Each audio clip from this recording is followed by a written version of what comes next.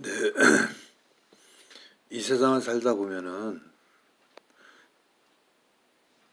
사인 간의 충돌이라든지 조직 또는 기관과의 충돌이 있을 수가 있습니다. 그러한 충돌에 불이익을 억울한 사항이 발생 시에는 당사자 간의 이익 충돌에 있어서 서로 주장과 주관적 생각이 엇갈리기 때문에 원만한 합의가 안 될 경우가 있습니다. 이러한 경우에 부득이 법률적으로 재판 판결을 받기 위해서 소송을 제기하는 경우가 많습니다. 특히 우리나라의 경우는 엄청난 그 갈등과 이해 충돌이 많습니다. 그런데 이런 억울한 처분이라든지 또 본인이 주장하고 싶은 것을 판결로 받기 위해서는 재판부에 소장을 제출해야 합니다. 그 소장을 제출함에 있어서는 법률 대리인인 법무사는 법률 대리인이 아니고 변호사를 말씀드릴 수가 있고 법무사는 법정에서 대리를 할 수 없습니다. 다만 소송 자문이라든지 문건 접수라든지 그런 소송에 관한 서류를 대리로 자문이라든지 작성을 받을 수는 있습니다. 그런데 법정에서는 의뢰인의 주장을 재판 과정에서 설명하고 대변하고 대리할 수 있는 권한은 변호사밖에 없습니다. 그런데 이 변호사라든지 법조인, 법무사라든지 간단히 소송을 진행함에 있어서 서류를 작성하든지 서류를 접수시키는데 법무사를 통해서 할 수도 있지만 또는 법률 대리인이 모든 것을 변호사에게 맡길 수도 있지만은 혹여 시간적, 경제적이 충분치 않은 서민으로서는 많은 고충이 따릅니다. 그러한 고충을 해결하기 위해서는 본인이 직접 나홀로 소송을 하는 방법이 있습니다. 나홀로 소송은 상당히 지식이 필요하지만은 거기에 대해서 간단히 말씀을 드리겠습니다. 소송에 있어서는 민사와 형사가 있는데 민사소송은 법원에 민사신청과에 제출하는데 있어서 소장을 말합니다. 그게 만약에 상대방이 저한테 소를 제기를 한다면 저는 그 소장에 대한 답변서를 써서 제출해야 됩니다. 그래서 상대방이 답변서가 오면은 또 소를 제기한 자는 원고라고 볼 수 있는데 원고는 거기에 답변에 대한 준비서면을 또 제출하는 것입니다.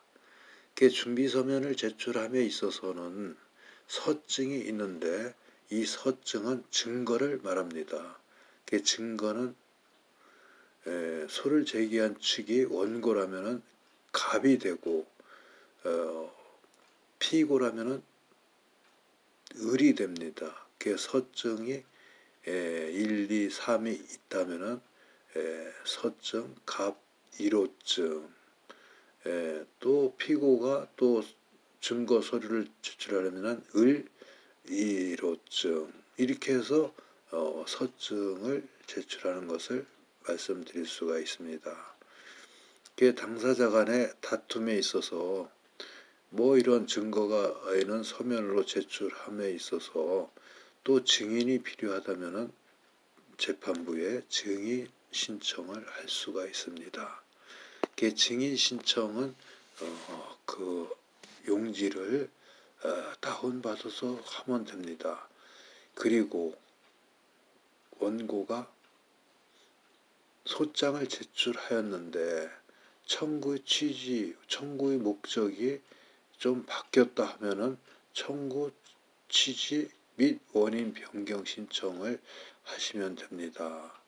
그리고 또 원고가 소를 제기했는데 원만한 해결을 보았다든지 또 본인이 또 불리할 것 같다면은 소를 취하하면 됩니다. 소를 취하함에 있어서는 소 취하서를 제출하는 것이죠. 그 다음에 소송 대리 허가 신청과 소송 위임장은 재판 과정에서 소송 대리 허가 신청을 함에 있어서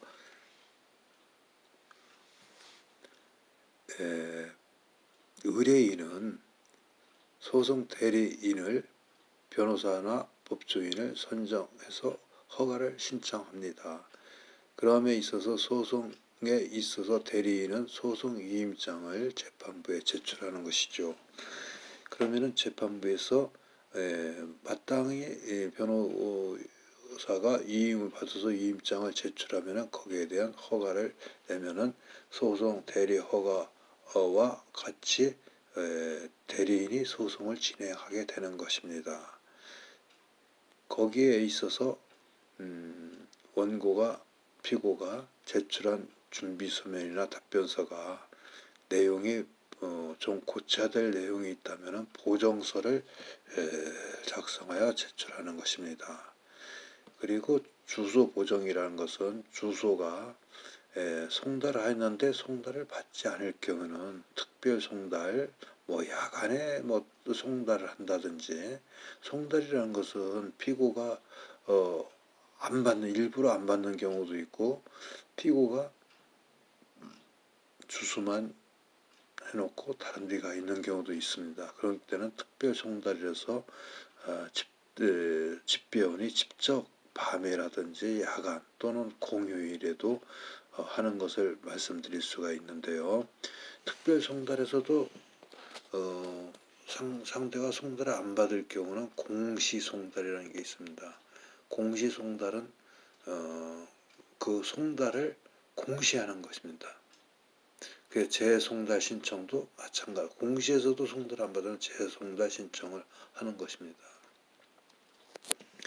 그러한 과정에서 원고와 피고의 재판 기일이 잡히면은 거기에서 잡힌 기일에 서로 사정이 발생될 경우는 원고, 피고 어느 쪽에서도 기일을 변경할 신청하면 됩니다. 신청하면은 재판부에서 이것이 합당하다 이렇게 신청서에 보면은 기일을 예를 들어서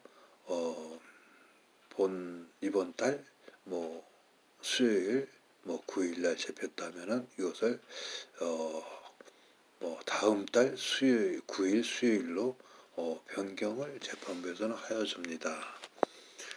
이렇게 해서 재판을 증인과 소송 대리인이나 본인에 의해서 소송이 되어서 여러 가지 증거, 준비서면, 답변서를 제출해서 재판부에서는 심리를 하여서 그것이 앞서 준한 증거와 증인에 의한 판결을 하게 됩니다. 판결을 하면은 거기에 대해서 이익이 발생하는 원고나 피고가 될 수도 있고 이익의 손실을 본 원고나 피고는 거기에 항소 이 판결에 증거 불충분이라든지 증인이 별도 있는데 없어서 했다든지 하면은 그것을 다시 그러한 이유를 달기 전에 우선 항소 이 원심 판결에 대한 항소장을 제출합니다.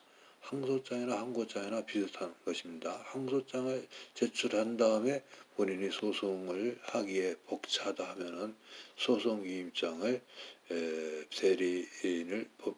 법률 대리인을 선정하면은 법률 대리인은 소송위임장을 받아서 법원에 본안 재판부에 제출하는 것입니다.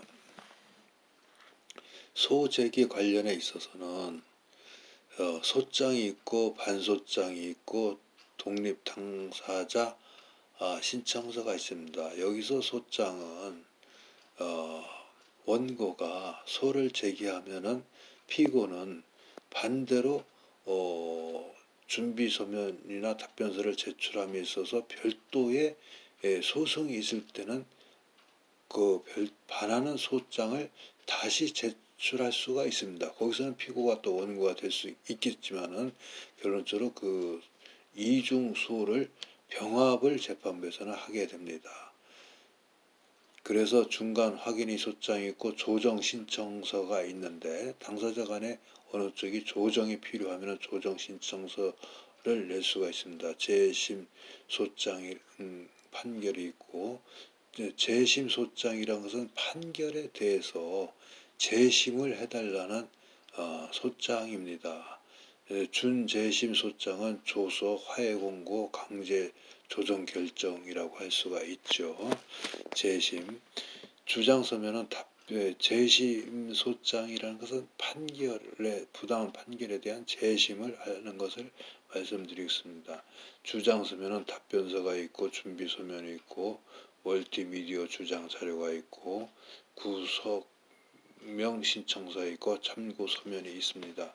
증거 신청서로는 서증, 증거 설명서, 서증 갑, 아까 말씀드린 원고는 갑이 되고 피고는 을이 됩니다. 원고의 증거가 갑 1호증을 제출한다는 갑 1호증에 대한 증거를 설명해야 됩니다. 피고가 만약에 증거가 있다면 을 1호증을 제출한다는 을 1호증에 대한 증거를 설명해야 됩니다. 그 다음에 증인 신청서가 있고요. 증인 진술서가 있고 증인 신문사항은 증인에게 충돌이 되고 있는 사건에 대해서 그 사건에 관한 신문을 하는 것입니다. 검정 신청서가 있고 감정 신청서가 있고 신체 감정 신청서가 있습니다. 사실 조회 신청서는 당사자 간의 충돌에 있어서 다툼에 있어서 서로 사실을 조회할 사항이 있으면 사실 조회 신청서를 제출해서 거기에 대한 회신을 재판부에 제출하는 것입니다. 과세 정보 제출 명령 신청서도 마찬가지입니다. 과세가 지방세라든지 국세라든지 거기에 대한 증거 자료가 필요할 경우는 제출 명령 신청서를 재판부에서는 관련 기관에 명령 신청서를 보낼 수가 있습니다. 금융거래정보 제출 명령 신청서도 마찬가지고요. 당사자 본인 신문 신청서도 마찬가지입니다. 당사자 본인 신문 사항은 그 증거 증인에 의해서 그 사건에 대해서 재판에 필요한 여러 가지 신문을 할 수 있는 사항이라고 볼 수 있습니다. 문서 제출 명령 신청서도 마찬가지입니다. 문서 송부 촉탁 신청서는 문서를 송부하면서 촉탁은 누구에게 대리로 시킨다는 신청서입니다. 그것은 아까 말씀드린 대로 법조인 법률 대리인이라든지 그 기관이라든지 그 촉탁을 신청서를 받아서 행위를 할 수 있는 법적으로 인정이 되는 기관을 신청을 말씀드릴 수가 있고 준비 서면에 작성하면서 또 참고 자료가 있으면 참고 자료 또 소명 자료 제출을 할 수가 있습니다. 서증 인부서가 있고요. 인증 본종 신청서가 있습니다. 청구 취지 변경서는 마찬가지고 청구 원인 변경서도 마찬가지고 청구 취지 및 청구 원인 변경 신청서를 재판을 하면서는 항상 할 수가 있습니다. 그리고 신용정보 제출 명령 신청서도 제출할 수가 있습니다. 신용정보 제출 명령서 같은 건 파산의 경우에 당사자 간의 소송에 있어서 이해 충돌 간에 파산을 했다면 신용정보 제출 명령을 받아서 그것을 신청할 수가 있겠죠. 이상 오늘은 여기서 간단히 줄이고 다음에 또 말씀을 드리도록 하겠습니다. 감사합니다.